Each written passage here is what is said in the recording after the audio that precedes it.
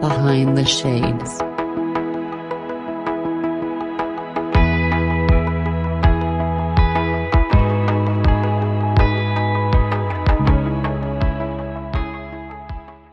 So this young couple met me at the bus station, and they offered me a place to stay. And Adam and Jenny took me back to their house and said, you can stay with us as long as you need to, work on getting on your feet. And then we can start talking about rent, or you can move, do whatever it is that you need to do. We just want to offer you a place to stay. And what they meant was, we're going to offer you this place to stay until we find the highest bidder. Because that's what happened. They sold me to a young man by the name of Esteban, who locked me up for 23 and a half hours with no food, no water, no bathroom facilities. And it was all I could do to keep my sanity for those hours. And I tried to stay awake, and I fell asleep at one point. But thankfully, I watched a lot of MacGyver growing up. Richard Dean Anderson is my hero. I've said this a million times, and I'll say it a million more. I've written to the man thanking him for having been on that show, because it changed my life. And because of Richard Dean Anderson, I was able to get out of that situation, and I survived. It was unbelievable that I survived, but I got out of there, and I did not go back for the other people I left behind. And that was the most horrific part for me, was that I can still hear them occasionally in my dreams. I can hear them scream out. I can hear one young lady in particular begging for somebody to please help her. Please help me. That was So, awful. Amanda, when you look back on that, because you have a situation where from 18, you said the man was about twice, so you're looking about 36, almost 40. Mm-hmm. You have older man after older man after older man that's playing this type of role in your life. And then previous to all these older men, you have your mother and father who are older as well. Yes. Right. So you have and I say children, teenagers are so delicate because there's so much going on, right? 6, 8 years old, you're vulnerable. But I would say in your teenage years, as you're entering puberty and stuff like that, you're vulnerable in a different way.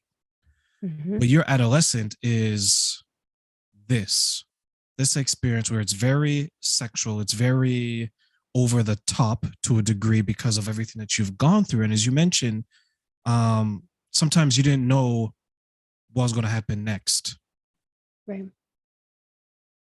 I'm when that couple took you in, when I hear your story, I'm thinking, here's a woman who's been through so much and she still had enough faith in the average person that she went with these people, and ultimately it turned out the way it did. When you look back, and you mentioned you're in a good space today, how long did it take you to overcome maybe any anxiety or any hesitation you had to people, maybe of the older generation or just people in general? It took a long time. There were a lot of events that happened in my life after that. There were some good people and some bad people that came through it. And I was trafficked one more time. And of everything that I've been through, the man that trafficked me the last time, I knew him for 7 years before he trafficked me. So the thing about building relationships with people and wanting to build that trust with somebody, I really struggled with that. And I still struggle with that. I have very, very limited friends.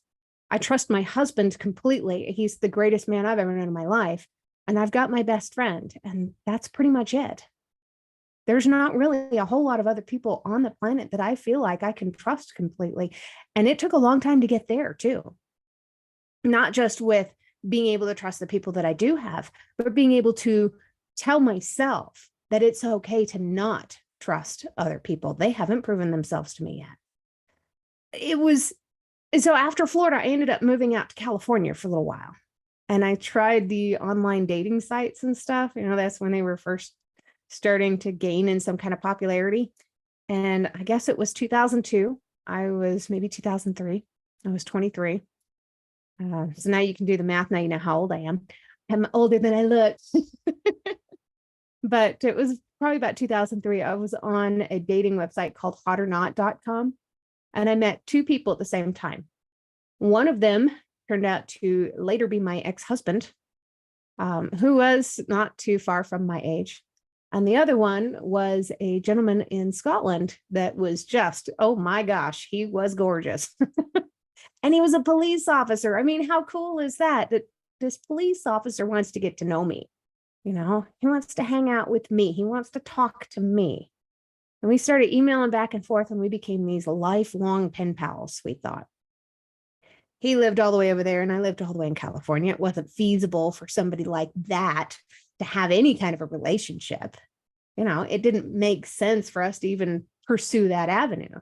So I stayed in California, watched his little girl grow up in pictures, and he stayed in Scotland, and he watched my life progressing and watched me climb corporate ladders. We watched each other's progress, and we were each other's best friends, and just for years and years. And he watched my divorces, and he sympathized with me when that divorce failed, and he had been rooting for me, and he wanted me to do well. And later on, I met another cop who was not that much older than me. He was, I think Pete was 9 years older than me. Anyway, he was older, just not twice my age. I was starting to dial it back a little bit by then. And he was a highway patrol officer in California. And the guy was fantastic. He was kind and patient and gentle and very sweet, very protective. And I liked that about him. But I didn't know myself well enough yet, because of everything that I'd been through, to be able to talk about what I'd been through. So all he knew was that in some way I was hiding something. In some way I was damaged somehow, and he had no idea how. And I didn't know how to tell him. And that was, I believe, one of the biggest downfalls of our relationship, was that I wasn't 100% open with him about all this stuff. I didn't know how to be. I didn't know how to tell myself the truth. How am I going to tell the truth to this guy? So when we split up, I found another guy, and then another guy, and then another guy, and that cycle continued. And finally, Scotland decided he was going to come over and visit me. We'd known each other all these years. He was going to come visit me, and then I was going to go and visit him. And we had these wonderful visits, and we absolutely adored each other, and everything was so perfect. And he asked me to get a fiance visa to move over to Scotland and marry him and be with him forever in the land of castles and Scottish brogue. I mean, what more could somebody ask for, right? This was amazing. What a beautiful gift this was going to be.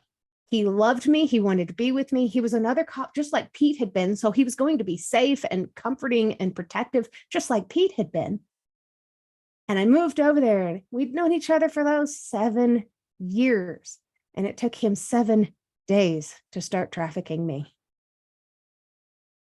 It took him less than 2 hours to have my passport, driver's license, my debit card, all that stuff in his possession. And he locked it up in a safe. I had access to nothing. The first 7 days were great. He treated me like a princess. You know, that was amazing. I loved the treatment I got. I could go anywhere as long as it was with him. I could visit anyone as long as it was his family. I could eat anything I wanted as long as it wasn't going to be too fattening. There were these rules that were already starting to get lined up. And when my body later on through this abuse started rejecting food like red meat, I didn't know I was developing Crohn's disease. And he would focus on mainly feeding me red meat, because if I couldn't keep it down, it meant that I would get thinner and I would stay thinner. And that malnourishment, I found out later on, is absolutely a tactic often used in controlling victims of human trafficking. It makes us weaker. We don't have the same visual reference in the mirror. We start to lose our sense of self. We lose our sense of dignity because we're throwing up all the time. We're sick. We're nauseous. It's easier to manipulate somebody who doesn't know who they are. At one point, I ended up with a kidney infection from the abuse that was so bad that I missed the emergency flight that I had managed to pay for from using my debit card after I conned him into giving it to me. Paid for this emergency flight to get out of Scotland less than a month after I got there. And I got so sick with that kidney infection, I ended up in the hospital and I missed my flight. Even if I wasn't in the hospital, I wouldn't have been able to make it to the airport. I thought I was going to die. I was kind of hoping I would.